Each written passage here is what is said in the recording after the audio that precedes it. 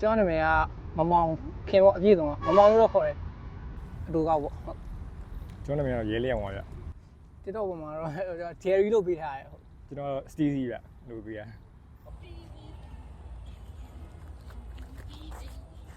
စကားလာဘောလုံးနဲ့ဗျ trade တွေလုပ်တယ် combo တွေလုပ်မယ်ဗျဟိုတချင်းနေနားထောင်ပြီးတော့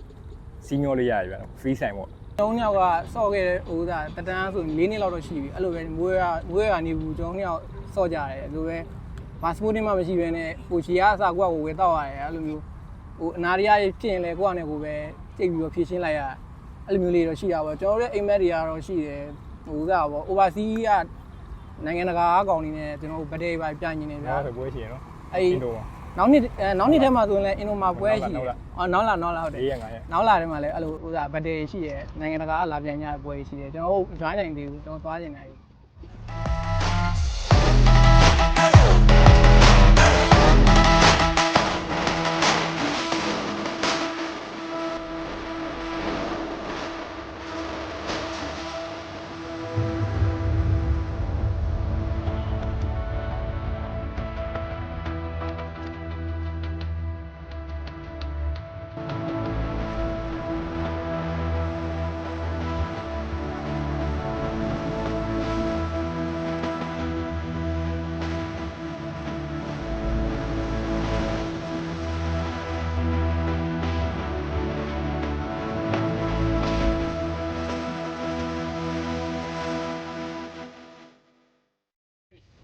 ပြီးဆိုတော့ကျွန်တော်ဒီဒီရမရှိဘူးဗျကျွန်တော်အစဉ်ရေးနေမှာဆော့ရတယ်လို့ပဲဆော့ရတာအရင်ကတော့ဟိုက public မှာဆော့ရဆိုတော့တီးတဲ့အတိုင်းပဲကျွန်တော်ဒီမှာပန်းညံနေမှာဆိုရင်လိုးလက်ဆော့လို့မရဘူးကျွန်တော်ဟိုကပေါ့